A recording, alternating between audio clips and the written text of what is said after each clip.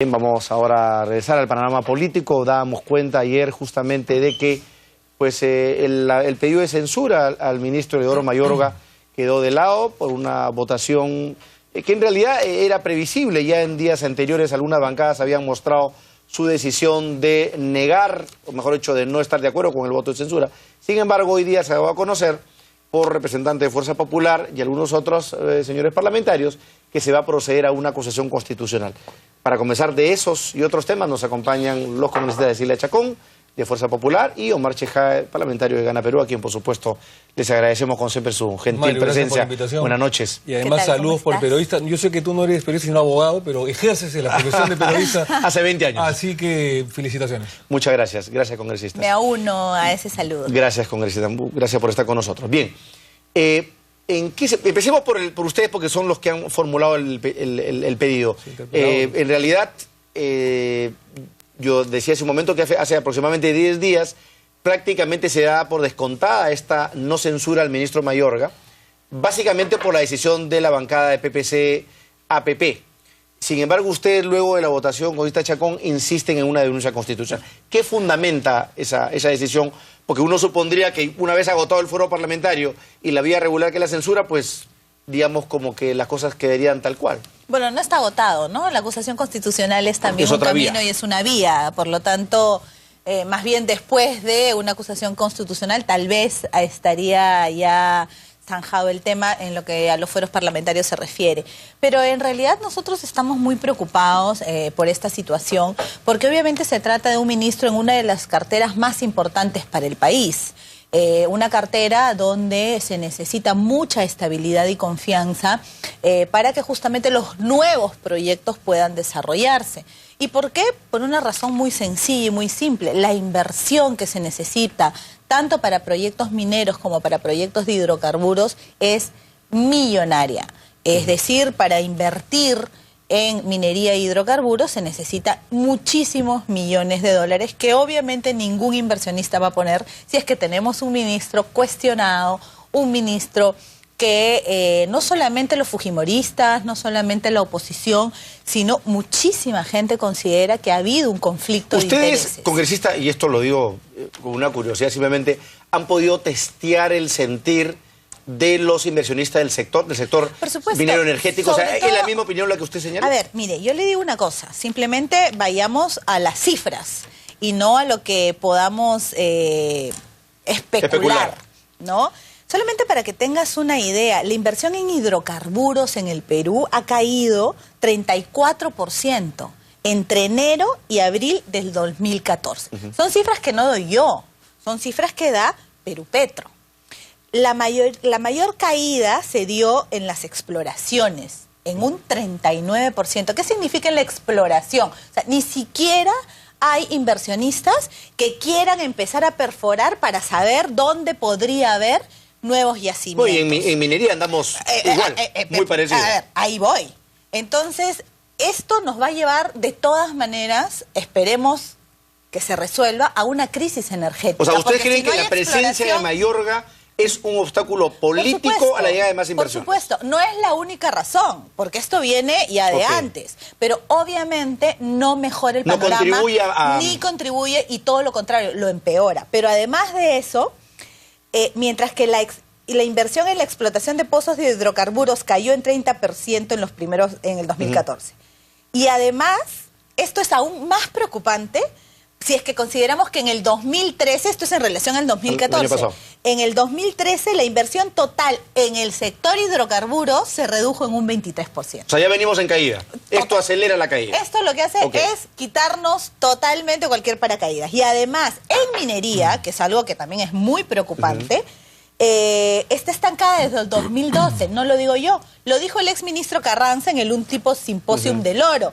Y dijo claramente que el crecimiento de este año no llegará al 4% y que la inversión en minería está estancada, vuelvo a repetir.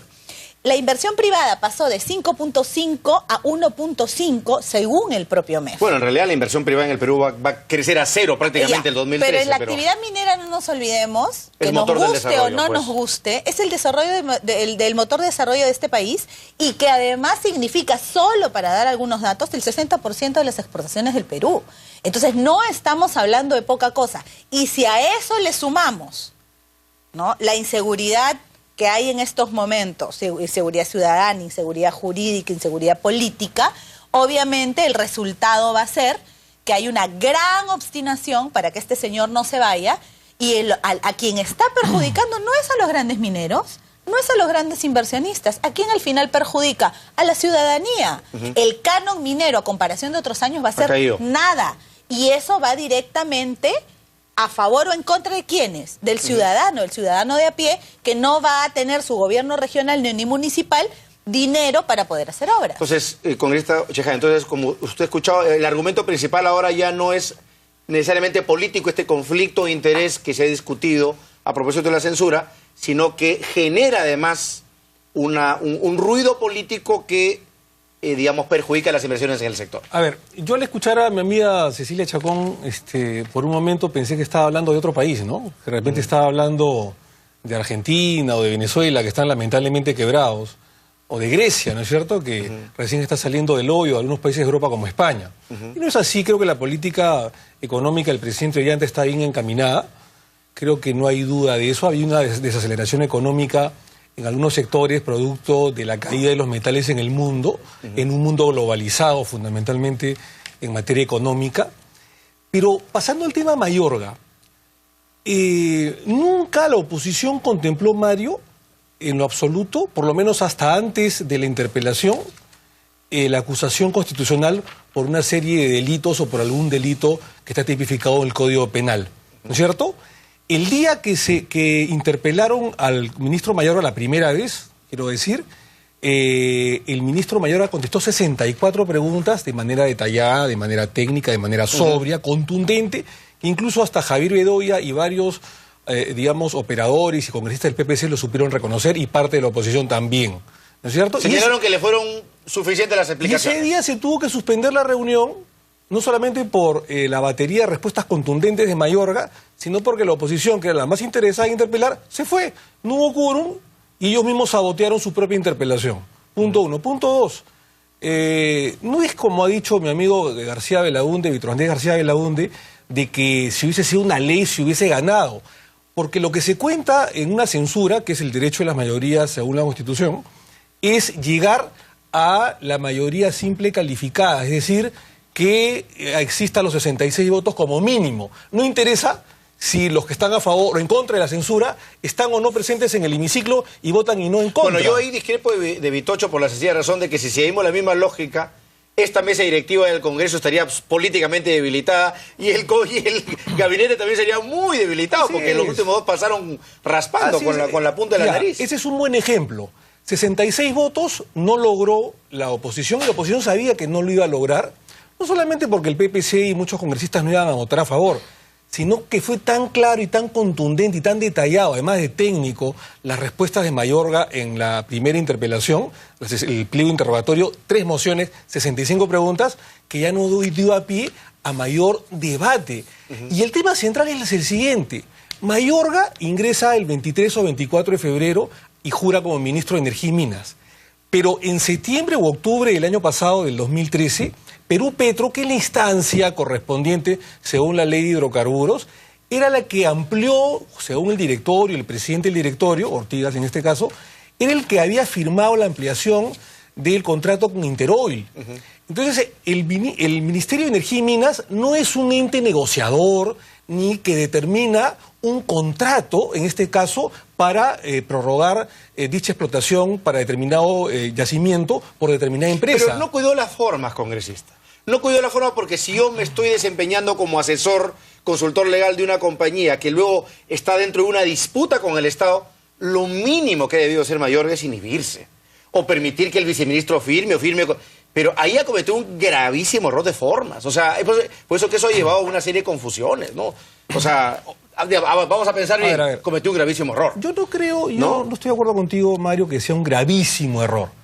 Probablemente se hubieran salvado de alguna forma si de repente él pedía licencia, se iba de viaje y no lo o decir, presidente, yo no puedo firmar esto. No lo podía firmar el viceministro, según la ley. Bueno, lo podía firmar... Lo delega otro ministro, el ministro de otra cartera, correcto. Eso pudo ser. Pero usted lo hubiera hecho, pues. La Congreso lo hubiera hecho porque... Pero el problema es que no puede entrar una persona y pasar de un biombo tan rápidamente a otro. Pues ese es el problema. El ministro tenía apenas 4 o 5 días de haber jurado en cargo. Probablemente esa era la salida. Sí, es verdad. Pero eso no quiere decir que él haya entrado en conflicto de intereses, ni que mucho menos se haya coludido con los funcionarios o representantes de Interol, porque él anteriormente en su empresa de estudio de abogados, digamos, lo asesoró de alguna manera. Pero en todo caso, yo creo, sinceramente, Mario, que la oposición ha perdido, hay que decirlo de manera clara, ha perdido la interpelación, ha perdido su oportunidad de censurarlo al ministro, no han tenido los votos, ni siquiera raspando, no es que hayan logrado 60, 62 votos y han estado 4 votos, han logrado 36 votos, o sea, han estado lejísimos de censurarlo, a 30 votos, Más de los que estuvieron a favor. No, pero 2 o 3 votos, porque... Pero más de los que estuvieron a favor. Cecilia, es que no interesa los votos en contra de la censura. Yo digo interesa los votos en contra de la censura. 2 votos o 3. ¿Hubieron más? Es 38-36, eso no interesa. Hubieron más. No interesa. Faltaron 30 votos, que es bastante, la cuarta parte del hemiciclo. O le faltaron 30 para ser mayoría. Para censurarlo. ¿No es cierto? Entonces, ¿pero qué pasó con congresista ahí? Solamente para terminar. Entonces, ese mal perdedor, que como no te puedo censurar, entonces elijo otro camino que nunca se contempló, que es una acusación constitucional, por favor. ¿Qué pasó ahí? ¿No estuvo muy cohesionada varias cosas, ¿no? Varias cosas. Lamentablemente los datos que yo he dado no los he inventado yo, sino han sido dados por el mismo gobierno y las instituciones del gobierno. Es la realidad, así no nos guste. Esa es la realidad en estos momentos en el país. No es que estemos ni en Venezuela, ni en Grecia, y espero que el congresista no espere que lleguemos a ese punto para levantarnos nuestra voz y preocuparnos por lo que está sucediendo en el sector económico. Pero más allá de eso, yo creo que la población sabe perfectamente de qué se trata esto, pero simplemente recordarles. El ministro Quijandría, efectivamente, nadie está cuestionando sus capacidades profesionales ni técnicas. Obviamente es un señor reconocido en el ambiente. Ministro Mayorga. El ministro Mayorga, ¿qué dije? El ministro Quijandría.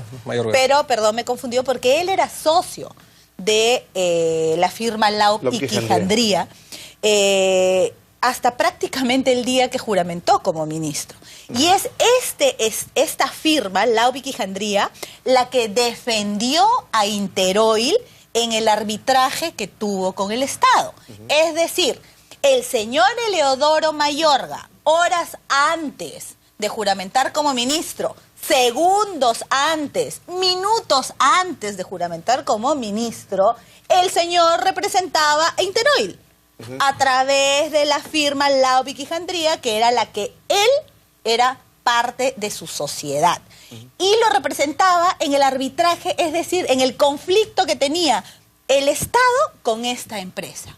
Y luego él juramenta como ministro. ¿Hasta ahí? No hay ningún impedimento. Terminemos.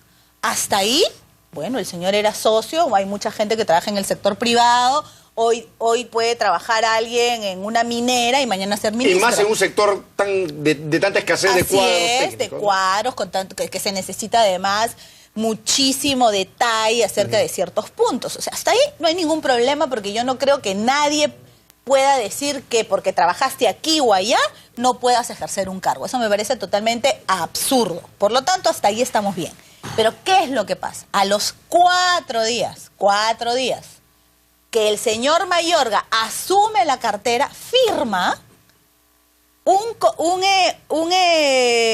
Mayorga es nombrado ministro el 25 de febrero. Y el 29 de ese mismo mes, el Tribunal de Fiscalización Ambiental revocó la resolución que obligaba a Interoil a pagar 52 millones como sanción por una infracción. Es decir, casualidad o no, Interoil se ahorró 52 millones de soles que había entrado en arbitraje con la empresa. Entonces, ¿qué es lo que pasa, Mario? No solamente hay que ser, sino que hay que parecer. Y aquí los errores políticos se pagan. ¿Y cómo se paga un error político? Y no porque sea el señor Mayorga, no porque sea el gobierno de Gana Perú, no porque sea un ministro del señor Ollanta. Los errores políticos se pagan. Y el señor Mayorga, para ser buena gente, lo mínimo que debería aceptar es que ha cometido aquí o en cualquier parte del mundo un gravísimo error político. Él debió de dar un paso al costado. ¿Sabes lo que debió pasar? No debió de aceptar el cargo. Porque el señor Mayorga lo que dice ahora es, conmigo Pero perdón, o sin mí... aquí le interrumpo. Él ha dicho que el presidente de la República sabía. Por supuesto. O sea, él sabía que iba a firmar. No, pero, digamos, si el presidente sabía, le está dando su anuencia. Pero a ver, peor todavía. Pero entonces el problema es del presidente, no del ministro. Por supuesto que es del presidente al final, porque el presidente le debió pedir su renuncia. Obviamente no debió permitir que juramente. Primero, a ver, para terminar, claro. Primero ni siquiera le debió permitir que juramente. Y cuando juramentó y ver que todo este bolontrón se venía, al final, efectivamente, el responsable directo es el presidente de la República. Porque si el señor no quiere renunciar, pues el presidente de la República le pide que dé un paso al costado. Tienen la carta firmada. Pero para concluir en este tema puntual, el ministro Mayorga ha dicho de que ¿cuál es el problema? Si con él o sin él, igual se iba a firmar el contrato. Entonces, ¿para qué aceptó el cargo? Ya sabía que se iba a firmar. Él sabía, antes de entrar, que iba a firmar un ahorrito de 52 millones de soles a la empresa que él representaba segundos antes de juramentar. Entonces, obviamente, o una de dos, mucha casualidad, difícil de creer, o es que justamente él representaba el hecho de que eso se firmara.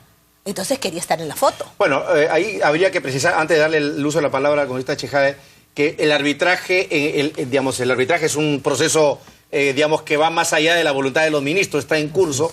Y en segundo lugar, uno de los argumentos que daba el propio Mayorga es que en realidad es una decisión estrictamente técnica de Perupetro y no del propio Ministerio de Energía y Minas. Esto lo da como justificación, por supuesto. Antes de dar el uso de la palabra al congresista, lamentablemente tenemos que... Franja.